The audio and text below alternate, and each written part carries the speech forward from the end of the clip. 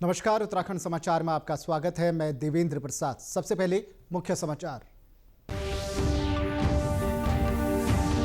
वनाग्नि प्रबंधन के लिए वन पंचायतों और मंगल दलों को दी जाएगी प्रोत्साहन राशि। मुख्यमंत्री पुष्कर सिंह धामी की अध्यक्षता में हुई कैबिनेट बैठक में वनाग्नि प्रबंधन नीति समेत कई अहम प्रस्तावों को मंजूरी।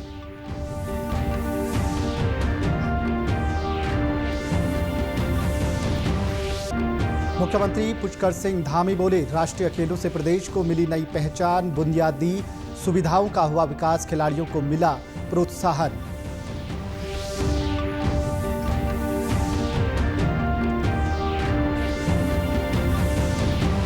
और माघ पूर्णिमा पर हरिद्वार में उमड़ा आस्था का सैलाब, लाखों श्रद्धालुओं ने गंगा में लगाई डुबकियां, सुरक्षा के कड़े इंतजाम। अब समाचार विस्तार से।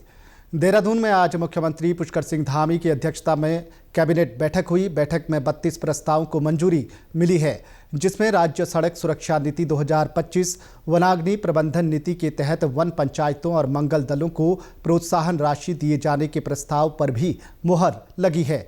इसके साथ ही पर्वतीय क्षेत्र में सुनियोजित टाउनशिप के लिए लैंड बैंक बनाने की मंजूरी दी गई है। वित्त मंत्री प्रेमचंद अग्रवाल ने बताया कि बैठक में 18 फरवरी से शुरू हो रहे राज्य के बजट सत्र को लेकर भी चर्चा हुई।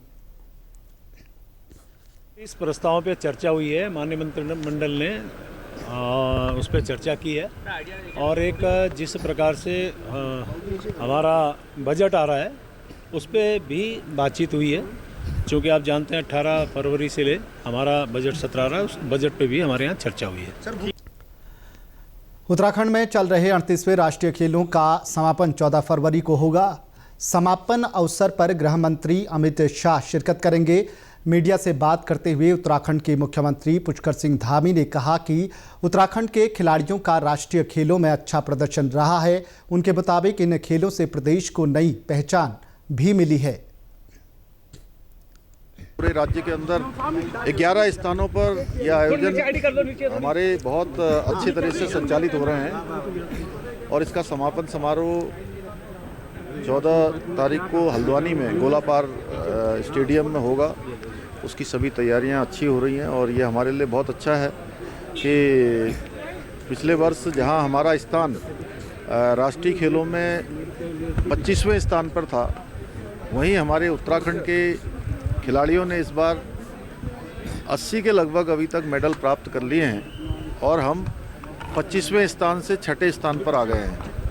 तो पूरे उत्तराखंड के अंदर बहुत उत्साहपूर्ण माहौल है और जो खिलाड़ी हमारे विभिन्न प्रदेशों से आए हुए हैं वह भी जो है बहुत अच्छा अनुभव यहाँ पर कर रहे हैं। वहीं मुख्यमंत्री पुष्कर सिंह धामी आज हरिद्वार पहुंचे। यहां पर उन्होंने वंदना कटारिया स्टेडियम में चल रहे राष्ट्रीय खेलों के तहत हॉकी एवं रेसलिंग प्रतियोगिता का अवलोकन किया। इस मौके पर मुख्यमंत्री ने कहा कि राष्ट्रीय खेल के आयोजन से उत्तराखंड में जो खेलों का माहौल बना है और बुनियादी सुविधाओं का विकास हुआ है, वो भविष्य में खिलाड़ियों के काम आएगा, जो उनके व्यक्तित्व एवं खेलों के विकास के साथ साथ युवाओं को नशे की प्रवृत्ति से दूर रखने में सहयोग देगा। राष्ट्रीय खेल जो हमारे राज्य के अंदर 38वें आयोजित हो रहे हैं, यह हमारे राज्य के लिए बहुत बड़ा हमारे लिए ऐतिहासिक क्षण है, अवसर है। मैं आदरणीय प्रधानमंत्री जी का देवभूमि उत्तराखंड के सभी लोगों की ओर से उनका धन्यवाद करता हूं कि उन्होंने हमको राष्ट्रीय खेलों की मेज़बानी का अवसर दिया और एक अच्छा उत्साहपूर्ण वातावरण पूरे राज्य के अंदर निर्मित हो गया है। 11 स्थानों पर ये प्रतियोगिताएँ हो रही हैं और मैं अधिकांश स्थानों पर गया हूं। मैं देख रहा हूं जो हमारे खिलाड़ी पूरे देश भर के आए हैं, वो भी एक अच्छा अनुभव लेकर जा रहे हैं और आगे निकट भविष्य में देवभूमि उत्तराखंड के सभी हमारे बच्चों के लिए, खिलाड़ियों के लिए, नौजवान युवाओं के लिए ये जो खेल के स्ट्रक्चर हमारे बने हैं, ये बहुत काम आने वाले हैं। 38वें राष्ट्रीय खेलों के तहत टिहरी झील में चल रहे कयाकिंग एवं कैनोइंग प्रतियोगिता में उत्तराखंड की सोनिया देवी और रोजी देवी ने K2 500 प्रतिस्पर्धा में गोल्ड मेडल जीता। वहीं C2 500 मीटर महिला वर्ग में SSCB की नेहा देवी और कावेरी डिमर ने गोल्ड मेडल हासिल किया। इसमें उत्तराखंड की मीरा दास और राम कन्हैया दांगी ने ब्रांज मेडल हासिल किया। इस प्रतियोगिता में अब तक उत्तराखंड ने 3 गोल्ड मेडल, 1 सिल्वर और 1 ब्रॉन्ज मेडल जीता है। गोल्ड मेडल हासिल करने वाली उत्तराखंड की सोनिया देवी ने कहा कि वह पिछले 4 वर्ष से वो लगातार प्रशिक्षण ले रही हैं और प्रशिक्षण लेने के बाद विभिन्न प्रतियोगिताओं में इसका लाभ मिलता है। मैं ITBP पे रहती हूँ और यहाँ पे रहकर प्रैक्टिस करती हूँ और मैं यहाँ पिछले नेशनल में भी मेरा 4 गोल आया था। अभी मेरा नेशनल गेम में 2 इवेंट है, आज 1 हो गया, इसी में गोल आया है, कल 1 और है। और अभी लास्ट 20 दिन पहले एशिया कप हुआ था, उसी में मेरा सिंगल इवेंट में 2 गोल आए थे। वहीं भारतीय कयाकिंग एवं कैनोइंग एसोसिएशन के अध्यक्ष प्रशांत कुशवाहा ने कहा कि टिहरी बांध की झील में अंतर्राष्ट्रीय स्तरीय वाटर स्पोर्ट्स की गतिविधियों को करने के लिए मुख्यमंत्री ने सहमति दे दी है और इसको लेकर तैयारियां शुरू कर दी हैं। जैसा आप जानते हैं, टिहरी में भारतीय कयाकिंग कैनोइंग संघ का पिछले 4 साल से हम लोग बहुत कोशिश कर रहे हैं, प्लान कर रहे हैं कि उसको बहुत व्यवस्थित रूप से इंटरनेशनल लेवल पे जाएं, जिसके लिए हमें TSDC विशेष रूप से मदद कर रहा है। उस मदद के चलते हम लोग जो वर्किंग कर रहे हैं उसमें मेन ये है कि हमें कैसे उस प्रोसेस को आगे बढ़ाना है, कैसे इवेंट को लेके आना है। हम 3 नेशनल इवेंट कर चुके हैं। एक हमारा आपका नेशनल गेम्स का इवेंट, आप लोगों की उसमें हमेशा मदद रहती है, आप लोगों का हमेशा एक प्रोसेस रहता है और उस व्यवस्थाओं को देखते हुए कल माननीय मुख्यमंत्री जी भी आए थे, आप देखे थे, वैसे ही सभी पूरे प्रदेश ने भी देखा।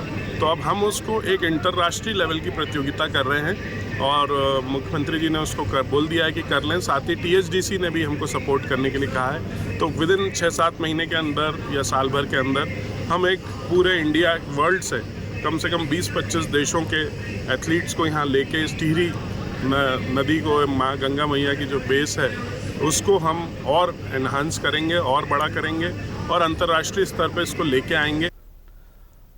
माघ पूर्णिमा के पावन अवसर पर महाकुंभ में ब्रह्म मुहूर्त से ही बड़ी तादाद में श्रद्धालुओं ने संगम पर पवित्र स्नान कर रहे हैं। एक अनुमान के मुताबिक 3 से 4 करोड़ श्रद्धालु आज संगम में डुबकी लगा रहे हैं। महाकुंभ में माघ पूर्णिमा के स्नान की विशेष तौर पर मान्यता है। महाकुंभ का ये 31वां दिन है और अब तक 3 बड़े स्नान हो चुके हैं, जिसमें 46 करोड़ श्रद्धालु स्नान कर चुके हैं। गंगा, यमुना और अदृश्य सरस्वती नदी के संगम पर स्नान के लिए देश भर से श्रद्धालु जुट रहे हैं और मोक्ष की कामना के साथ साथ आस्था की डुबकी लगा रहे हैं। वहीं माघ पूर्णिमा के अवसर पर हरिद्वार में भी बड़ी संख्या में श्रद्धालुओं ने गंगा में डुबकी लगाई। श्रद्धालुओं की बड़ी संख्या को देखते हुए पुलिस प्रशासन ने सुरक्षा के व्यापक इंतजाम किए थे। माघ पूर्णिमा पर गंगा स्नान की बड़ी मान्यता मानी जाती है। हर की पैड़ी समेत अन्य गंगा घाटों पर गंगा स्नान करने वालों का सुबह से ही तांता लगा रहा। स्नान को लेकर पुलिस प्रशासन ने किस तरह की तैयारी की थी, घाटों पर किस तरह की स्थिति थी, इसको लेकर बात करेंगे हरिद्वार में अपने संवाददाता देवेंद्र शर्मा से। देवेंद्र, आज माघ पूर्णिमा है और हरिद्वार की बात करें तो श्रद्धालु यहाँ डुबकी लगाने के लिए आ रहे हैं, भीड़ है, तो कैसा नज़ारा है आज हरिद्वार का? हरिद्वार में आज जो है आस्था का तालाब यहाँ पर भर पड़ा। आप देख रहे हैं कि मेरे पीछे समय हर की पौड़ी में चारों तरफ काफी भीड़ है और लोग जो है स्नान के लिए यहाँ पर आ रहे हैं और थोड़ी देर में ही यहाँ पर आरती होने वाली है, जिसमें लाखों श्रद्धालुओं के जुटने की संभावना है, क्योंकि इस समय प्रयागराज में भी महाकुंभ चल रहा है और माघ पूर्णिमा का स्नान है और हरिद्वार में भी गंगा की बड़ी मान्यता है। इसलिए लाखों की संख्या में सुबह से ही यहाँ पर श्रद्धालु जुटना शुरू हो गए थे और अभी तक स्नान जारी है और सभी घाटों पर लगभग लगातार भीड़ बनी रही। देवेंद्र, अगर बात करें सुरक्षा व्यवस्था की तो एक बहुत बड़ा चैलेंज रहता है पुलिस प्रशासन के लिए भी, तो सुरक्षा व्यवस्था को लेकर क्या कहेंगे आप? लेकिन सुरक्षा व्यवस्था यहाँ पर त्याग पुलिस ने आज जो है व्यापक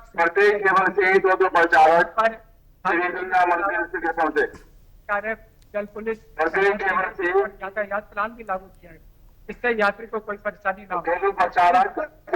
बहुत बहुत धन्यवाद देवेंद्र इस जानकारी के लिए। इसी के साथ अभी तक के समाचार समाप्त हुए। दूरदर्शन समाचारों से जुड़े रहे। मिलते हैं फिर शाम 6:30 बजे के बुलेटिन में। नमस्कार।